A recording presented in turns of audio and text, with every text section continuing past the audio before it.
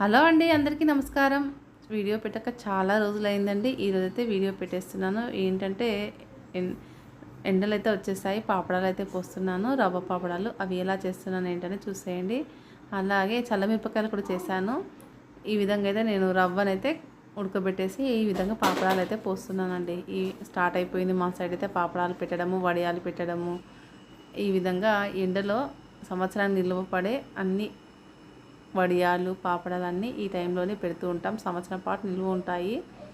ఇప్పుడైతే నేను ఎలా చేస్తాననేది చూపిస్తానండి. రవ్వని ఎలా ఏ కొలతలతో ఎలా కాస్తాను, ఎలా రవ్వను ఉడకబెట్టేసి ఎలా పోస్తాననేది చూపిస్తాను.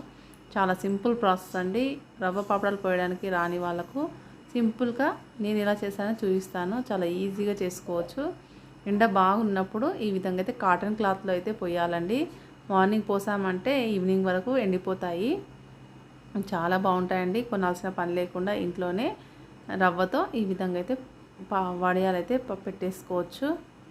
చూడండి, ఎండ అయితే చాలా ఉంది. నేను కొద్దిగా లేట్గా వచ్చేసరికి ఎండ ఎక్కువగా అయిపోయింది. ఈ విధంగా అయితే వేస్తున్నాను. చూడండి, ఈ విధంగా వచ్చేసాయి రవ్వతో పాపడాలు. ఇవి ఎండాక చూపిస్తాను ఎలా ఉంటుందనేది. అలాగే మన ఛానల్ని కొత్త వారు చూస్తే ఛానల్ని సబ్స్క్రైబ్ చేసుకోండి. వీడియోస్ చూడండి, లైక్ చేసి కామెంట్ చేయండి. వీడియో పైన మీ అభిప్రాయాన్ని తప్పకుండా కామెంట్ చేయండి ఫ్రెండ్స్. ఇక్కడ నుంచి రెగ్యులర్గా వీడియోస్ అయితే పెడుతూ ఉంటాను, చూసేయండి.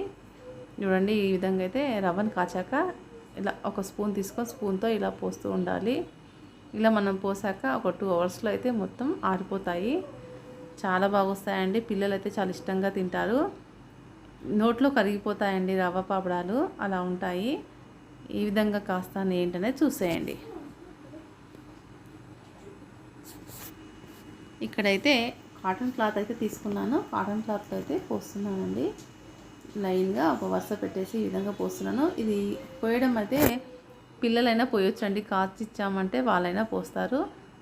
ఈ విధంగా అయితే స్పూన్తో పోస్తున్నాను. ఎలా చేయాలి ఏంటి అనేది వీడియోలోకి అయితే వెళ్ళిపోదాం.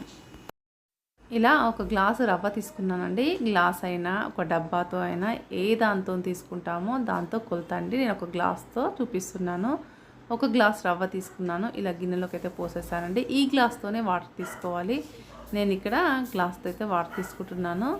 ఒక గ్లాస్కి 8 గ్లాసులు పోసుకోవచ్చండి వాటర్ అయితే. అలా పోసి ఉడికించాలి. ఈ విధంగా అయితే ఇప్పుడైతే చూపిస్తాను. ఈ విధంగా వాటర్ అయితే పోస్తున్నాను. ఇక్కడ ఫస్ట్ గ్లాస్ అండి ఇది. ఇలా ఫస్ట్ గ్లాస్ అయితే పోస్తున్నాను. 1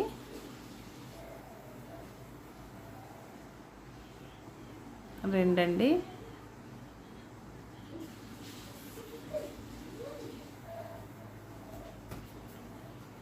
3. ఇప్పుడు ఇది 4వ గ్లాస్ అండి. ఇలా అయితే 4వ గ్లాస్ అయితే పోస్తున్నాను. ఇందులో పెడితే పడిపోతాను, కింద పెట్టేసి పోస్తున్నాను. ఇది 5వ గ్లాసు. 5 గ్లాసులు పోసాను. ఇప్పుడు మళ్ళీ ఇంకో గ్లాసు.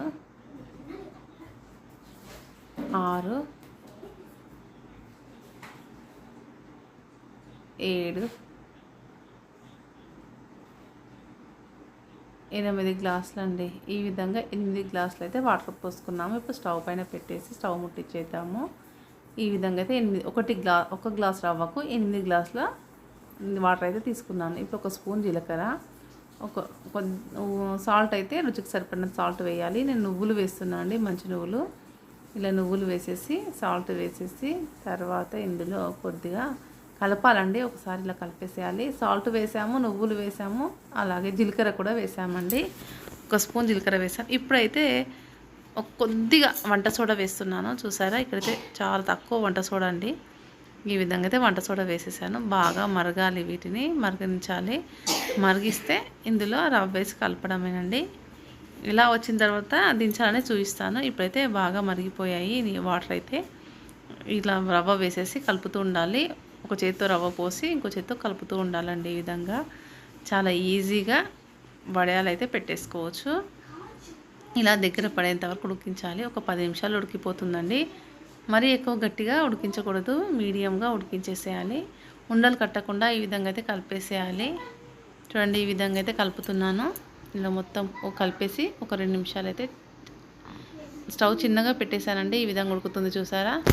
ఈ విధంగా అయితే ఉడికిస్తుంది. ఇక్కడైతే మొత్తం ఇలా ఉడికిపోతుంది చూసారా. ఇలా లాస్ట్కు చివరగా భగవానికి లాస్ట్కు వాటర్గా ఉండకూడదండి, చిక్కగా రావాలి. అలా వస్తే ఇది మొత్తం రెడీ అయినట్టండి. చూసారా, ఇలా మధ్యలో నుంచి బబుల్స్ రావాలి. అలా వస్తూ ఇలా నీళ్ళుగా ఉంటే ఉడకలేనట్టండి. తొందరగా గుర్తుపట్టడం ఎలా అంటే సైడ్లకు మొత్తం వాటర్గా ఉంటుంది. అలా ఉంటే ఉడకలేదు అని అర్థము. అక్కడ కూడా చిక్కగా వస్తే ఉడికినట్టండి. ఇలా కలుపుతున్నాను. ఆ విధంగా అయితే ఒక బొగాన్లో ఇక్కడ పెట్టేశాను, ఇందులో కూడా పెట్టేశానండి పక్కన. తొందరగా అవుతుంది కదా అనేసి రెండింటిలో పెట్టేశాను. ఈ విధంగా ఒకటి పోసొచ్చేలోపు ఇంకోటి అయితే ఉడుకుతుంది కదా అనేసి పెట్టాను. ఈ స్టవ్ అయితే ఆఫ్ చేసేసాను. చూసారా, ఇక్కడ వాటర్ మరిగేలోపు ఈ పోసేసి వస్తాను.